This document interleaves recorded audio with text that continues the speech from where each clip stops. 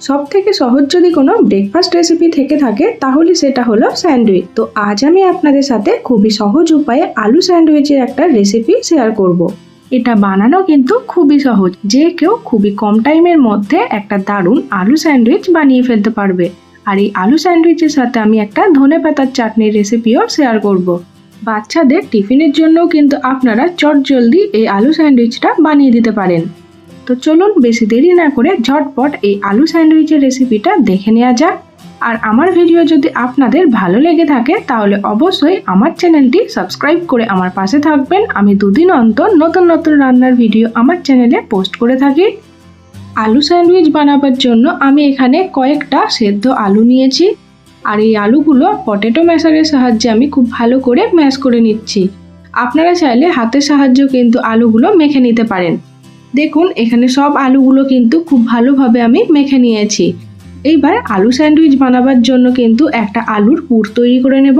তার জন্য একটা প্যানের মধ্যে নিয়েছি 2 চামচ মতো তেল। তেল যখন গরম হয়ে আসবে তখন এর মধ্যে দিয়ে দেব পেঁয়াজ আর ক্যাপসিকাম কুচি। পেঁয়াজ ও ক্যাপসিকামটা কিন্তু আমি একটু ছোট করে কেটে নিয়েছি। তেলের মধ্যে ভালো করে নেড়ে চেড়ে পেঁয়াজ আর ক্যাপসিকামটা হালকা লাল করে ভেজে নিতে হবে।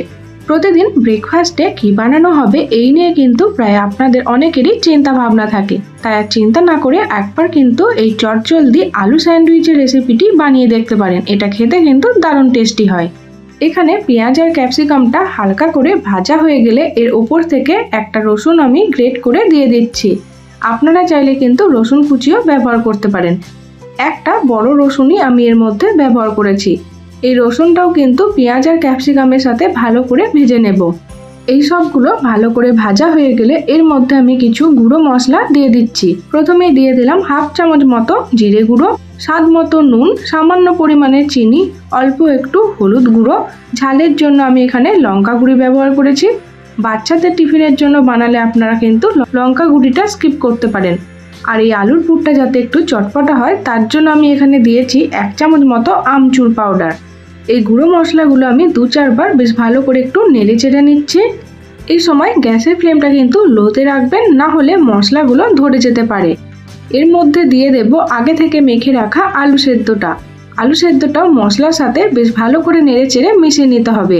প্রায় 2 থেকে 3 মিনিটের জন্য আলুর পুরটা বেশ ভালো করে নেড়ে চেড়ে আমি ভেজে নেব।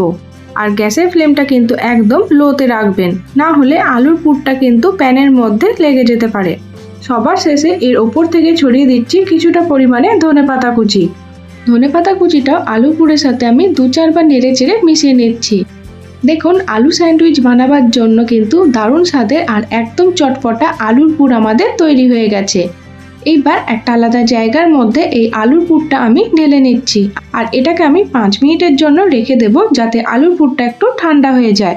ততক্ষণে আমরা একটা ধনেপাতার চাটনি বানিয়ে নেব। আর এই ধনেপাতার চাটনিটা কিন্তু আপনারা 2 সপ্তাহের জন্য স্টোর করে রেখে দিতে পারবেন।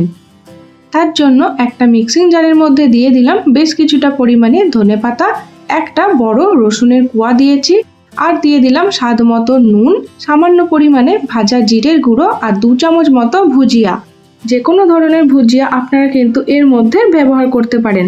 এর ফলে ধনেপাতার চাটনিটা খেতে কিন্তু বেশ ভালো লাগবে। আর ঝালের পরিমাণ অনুযায়ী আমি এখানে একটা কাঁচা লঙ্কা দিয়ে দিয়েছি।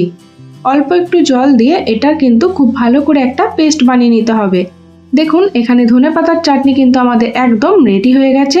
সবার শেষে এর মধ্যে দিয়ে দিলাম 1 চামচ মতো ভিনেগার। এই ভিনেগারটা দেওয়ার ফলে কিন্তু ধনেপাতার চাটনিটার মধ্যে একটা টক ফ্লেভার আসবে। আর এটা কিন্তু আপনারা প্রায় 2 সপ্তাহের জন্য স্টোর করে রাখতে পারবেন। আর ভিনেগার যদি না থাকে সেক্ষেত্রে আপনারা কিন্তু 1 চামচ মতো লেবুর রসও ব্যবহার করতে পারেন। এইবার আলু স্যান্ডউইচ বানাবার জন্য আমি এখানে 6 পিস মতো ব্রাউন ব্রেড নিয়েছি। আপনারা হোয়াইট ব্রেড অথবা ব্রাউন ব্রেড যে কোনো ব্রেড কিন্তু ব্যবহার করতে পারেন। এবার একটা পাউরুটি স্লাইসের ওপর আমি প্রায় 1 চামচ মতো টমেটো সস খুব ভালো করে লাগিয়ে দিচ্ছি। আর আগে থেকে যে ধনেপাতার চাটনিটা তৈরি করেছিলাম সেটাই আমি অন্য একটা পাউরুটি স্লাইসের মধ্যে খুব ভালো করে লাগিয়ে দিচ্ছি।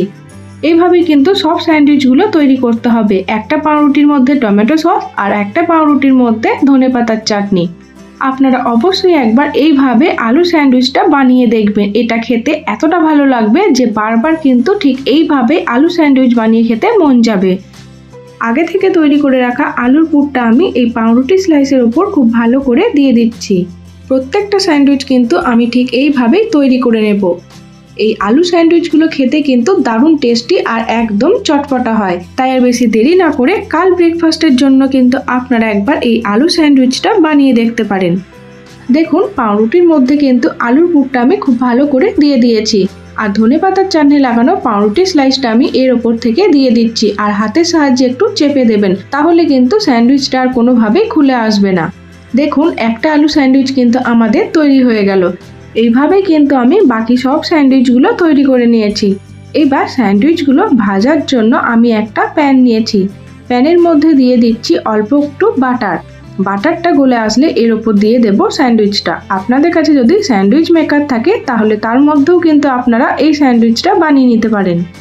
বাচ্চাদের টিফিনে নিত্য নতুন কী দেওয়া হবে সেই নিয়ে কিন্তু অনেক মায়েদেরই টেনশন থাকে, তাই আপনারা কিন্তু এই আলু স্যান্ডউইচটা বাচ্চাদের টিফিনের জন্য বানিয়ে দিতে পারেন। গ্যাসের ফ্লেমটা একদম লোতে রেখে এই স্যান্ডউইচগুলো কিন্তু উল্টে পাল্টে হালকা লাল লাল করে ভেজে নিতে হবে, তাহলেই আমাদের দারুণ স্বাদের আলু স্যান্ডউইচ একদম তৈরি হয়ে যাবে। দেখুন একটা আলু স্যান্ডউইচ কত সুন্দরভাবে তৈরি হয়ে গেল। এইভাবে কিন্তু আমি আরও একটা আলু স্যান্ডউইচ তৈরি করে নেব। গ্যাসের ফ্লেমটা কিন্তু একদম বাড়িয়ে এই স্যান্ডউইচগুলো ভাজতে যাবেন না, তাহলে কিন্তু খুব তাড়াতাড়ি লাল হয়ে পুড়ে যেতে পারে এগুলো। দুই দিক থেকে বাটার দিয়ে গ্যাসের ফ্লেমটা একদম লোতে রেখে হালকা লাল লাল করে কিন্তু স্যান্ডউইচগুলো ভেজে নিতে হবে, তাহলে দেখবেন দারুণ মুচমুচে হবে আর গরম গরম খেতে তো দারুণ লাগে। দেখুন এখানে আরও একটা আলু স্যান্ডউইচ কিন্তু তৈরি হয়ে গেল। এইবার একটা প্লেটের মধ্যে আমি আলু স্যান্ডউইচটা নিয়ে নিয়েছি, আর আপনাদের জন্য স্যান্ডউইচটা আমি কেটে দেখিয়ে দিচ্ছি। দেখুন স্যান্ডউইচটা দেখতে কতটা লোভনীয় লাগছে, আর এটা দেখতে যতটা ভালো লাগে খেতে কিন্তু তার থেকে অনেক গুণ বেশি ভালো হয়। তাই আপনারা কিন্তু অবশ্যই একবার এইভাবে আলু স্যান্ডউইচটা বানিয়ে দেখবেন। একবার যদি এটা বানানো শিখে যান তখন কিন্তু বারবার ঠিক এইভাবেই বানিয়ে খেতে মন যাবে। আমার তো মনে হয় সবথেকে সহজ যদি কোনো রেসিপি থেকে থাকে তাহলে সেটা হলো এই আলু স্যান্ডউইচ। যে কেউ কিন্তু খুব সহজে খুব কম টাইমের মধ্যে এই আলু স্যান্ডউইচটা বানিয়ে নিতে পারবে। গরম গরম এই আলু স্যান্ডউইচটা আমি ধনেপাতার চাটনি আর 1 কাপ গরম চায়ের সাথে পরিবেশন করে নিচ্ছি।